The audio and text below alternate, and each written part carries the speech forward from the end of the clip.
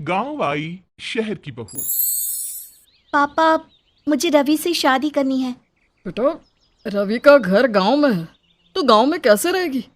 और उस देहाती के पास है ही क्या? पापा, आप उसे देहाती मत कहो। I love him. और अगर हम किसी से प्यार करते हैं तो उसके लिए हर वो काम करना जायज़ है जो हम कर सकते हैं। बात तो तेरी ठीक है बेटी, लेकिन रोते हुए फिर मेरे पास मत आना। डोंट वरी पापा, बस रवि से शादी करवा दो। इसके बाद किंजल और रवि की शादी हो जाती है और रवि किंजल को ब्याह कर अपने गांव ले आता है। रवि, हम कहाँ आ गए हैं? ये इतनी गंदी बदबू कैसी आ रही है? ये मेरा गांव यानी कि तुम्हारा ससुराल है किंजल, और ये बदबू नहीं, गोबर की खुशबू है। वो देखो। तभी किंजल देखती है कि एक औरत गाय का गोबर अपने हाथों से उठा रही थी। यक!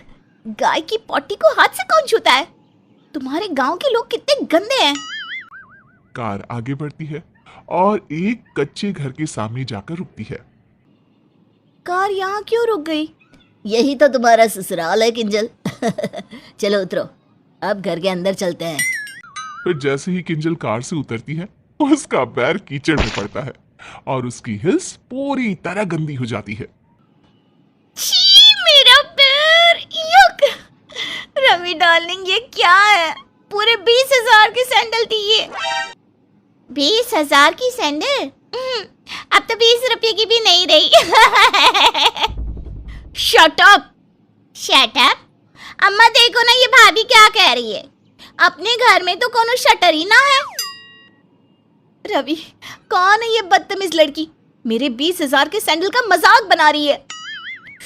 चुप रहो, मेरी बहन है। आओ आओ बहुरिया, नए ससुराल में तुम्हारा स्वागत है। माफ करना, ये तुम्हारी ननद ना थोड़ी सी पगलेट है। कोई बात नहीं मम्मी जी। फिर सास धूमधाम से बहू का गृह प्रवेश करती है और सारी रस्में पूरी करती है। वहीं अगले दिन, बहू जल्दी से तैयार हो जा, आज तेरी मुंह दिखाई है। जी माँ जी, बस तैयार हो ही गई हूँ। थोड़ी देर बाद जब बहू बाहर आती है तो सभी उसे देखकर हैरान हो जाते हैं। रोमा बहन, बहू की मुंह दिखाई है या टांग दिखाई? मुंह से पहले तो इसकी गोरी टांगों पर नजर जा रही है। सही कह रही हो बहन, पहले ही पता होता कि टांग दिखाई है तो टांगों को ढकने के लिए तोहफा लाते। खैर, अब मुंह दिखाई हो या कुछ और, सभी तो दिख रहा है। जितनी गोरी इसकी टांगे है ना, तुम तीनों को मिलाकर भी इतना गोरा तुम्हारा मुंह नहीं है। जिस काम के लिए बुलाया है वो करो। बड़ी आई मेरी बहू का मजाक बनाने वाली। बहू, दर्जी ने गलती से कपड़ों का नाप कम ले लिया होगा, है ना? इसीलिए कपड़े ऐसे हैं। खैर कोई ना, मैं चुनरी से तेरा सर ढक देती हूँ, कल से तू साड़ी ही पहनना है। जिसके बाद सभी मुंह दिखाई की रस्म पूरी करते हैं और कुछ देर बाद सभी अपने घर चले जाते हैं। अगले दिन, बहू तो कौन से दर्जी से कपड़े सिलवाती है? तेरे सारे कपड़ों का गलत नाप लिया है उसने। अरे इससे बड़े कपड़े तो हमारे यहाँ सुबुनी पहनती है। ये सुबुनी कौन है माँ जी? अरे परसों हमारे गाय ने बच्चा दिया है ना, वो।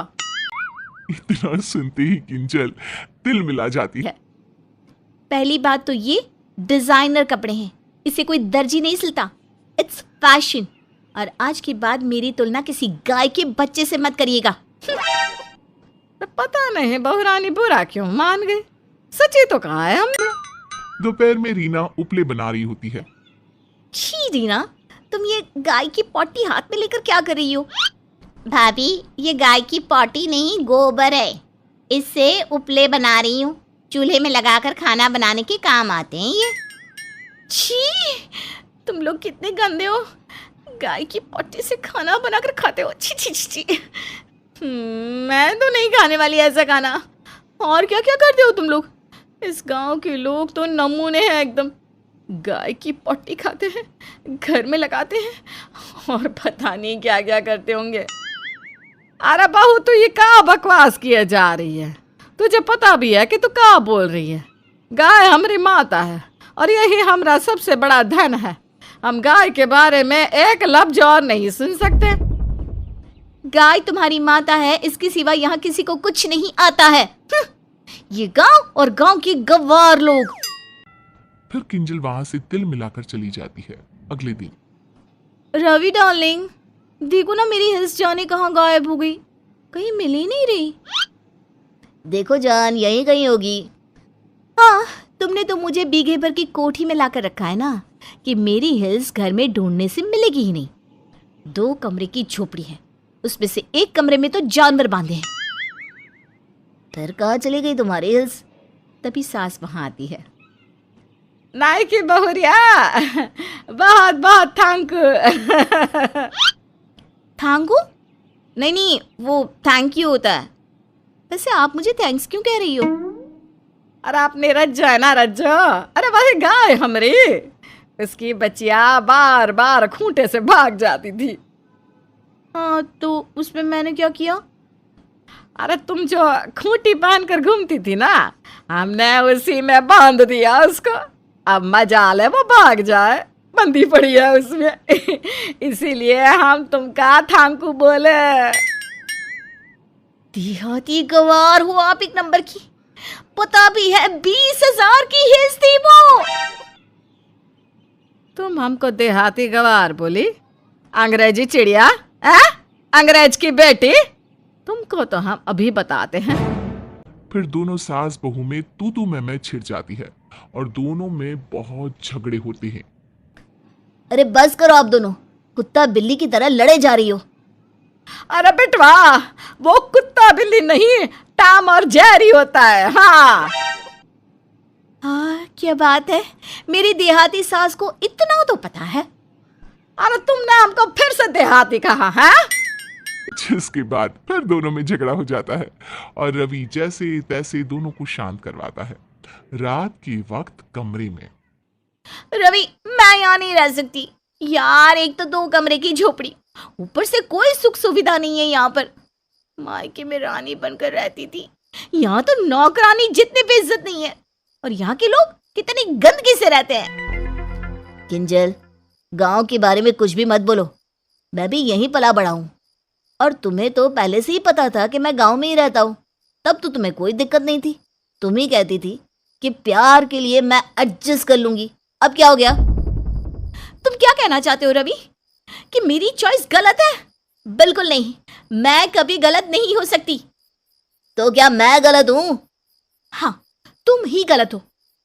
इतनी गंदी जगह लाके रख दिया है मुझे। अरे ये इंसानों के रहने लायक जगह भी है क्या भला? ऊपर से तुम्हारे देहाती घर वाले हिल्स को खूंटा समझकर गाय के बच्चे को बांध दिया।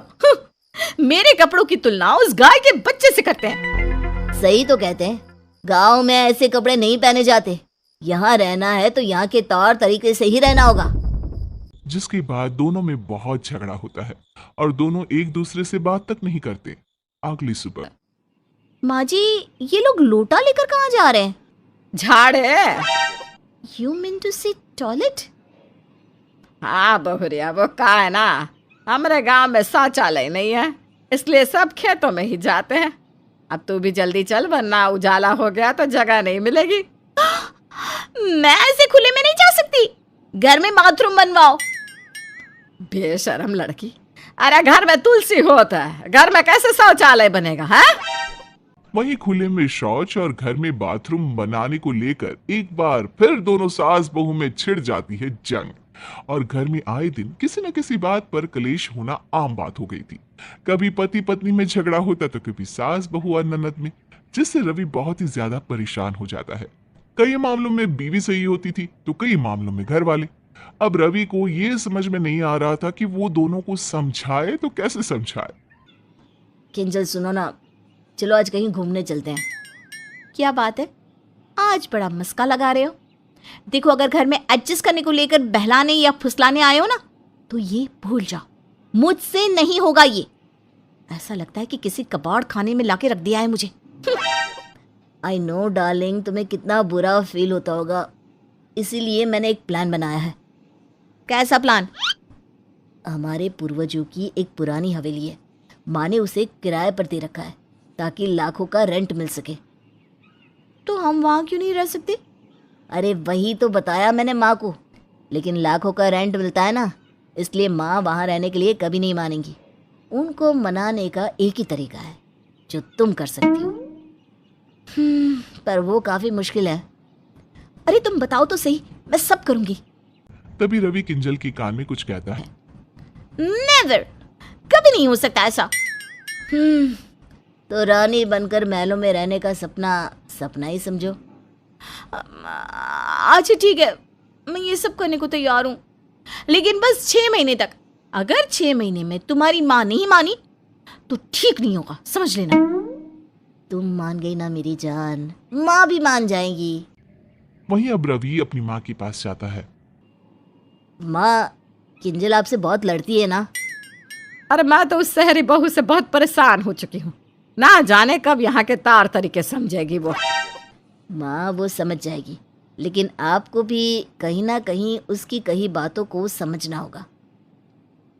अगर मेरी बहू मेरे मुताबिक रहती है तो मैं उसे बेटी से भी ज्यादा प्यार करूंगी, पहले वो समझे तो। अगले दिन सुबह सुबह किंजल सास के पास आके उनके पैर छूती है। शहरी बहू को सर से पैर तक साड़ी में ढकी हुई देखकर सास बहू हैरान होती है। सासू माँ, आशीर्वाद दीजिए। अरे जग जग जियो बहुरिया। सासू माँ, आज मैंने अपने हाथों से नाश्ता बनाया है, टेस्ट करके बताना कैसा बना है। एक ही दिन में इतना बदलाव? अरे जो लड़की घुटने के नीचे कपड़े नहीं पहनती थी, आज मेरे लिए नाश्ता लेकर घुटने पर बैठी है। वाह क्या बात है। इस तरह किंजल हवेली में रहने की लालच में अपनी सास की खूब सेवा करती है। वहीं किंजल से खुश होकर उसकी सास भी उसके मन मुताबिक के काम करने लगती है और धीरे धीरे कच्ची झोपड़ी से उनका पक्का मकान बन जाता है और घर में ही वॉशरूम भी बन जाता है। फिर एक दिन, भाभी कपड़े धोने जा रही हो तो मेरे भी कपड़े ले लो, बहुत गंदे हैं। ठीक है रीना। फिर किंजल ढेर सारे कपड़े लेकर उसे धोने चली जाती है। बेचारी मेरी बहू इतना सारा कपड़ा रोज अकेले कैसी धोती होगी। रवि जा जाके अभी वॉशिंग मशीन लेकर आ, अब मैं अपनी बहू को और हाथ से कपड़े धोने नहीं दूंगी। और इस तरह अब धीरे धीरे घर में सारी सुख सुविधा वाली चीजें आना भी शुरू हो जाता है। ऐसे ही 6 महीने बीत जाते हैं। किंजल, माँ तो वो हवेली हमें देने के लिए नहीं मानी। अब तुम चाहो तो मुझे और इस घर को छोड़कर जा सकती हो। आई एम सो सॉरी, तुम्हें 6 महीने इतनी परेशानी झेलनी पड़ी। चलो जल्दी से सामान पैक कर लो, मैं तुम्हें तुम्हारे मायके छोड़ाता हूँ। अरे ऐसे कैसे?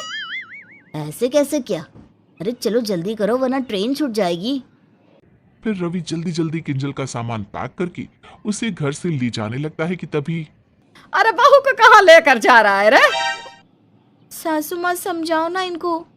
भले ही आप हवेली देने के लिए नहीं मानी तो क्या हुआ, मैं इस घर में भी रह लूंगी। देखो ना ये जबरदस्ती मुझे मायके छोड़ने जा रहे हैं। भाभी आप यहाँ इस गांव में और कैसे रह सकती हैं? अरे वही तो मैं भी इसे समझा रहा हूँ। जिसके बाद दोनों यानी कि ननद और पति हंसने लगते हैं। अरे बेटा बस कर ना, अब तुम दोनों बहू की टांग खींचना बंद करो। क्या मतलब सासू माँ? अरे बहू, रवि हम दोनों को सबक सिखाना चाहता था, इसलिए ये सब इसकी चाल थी।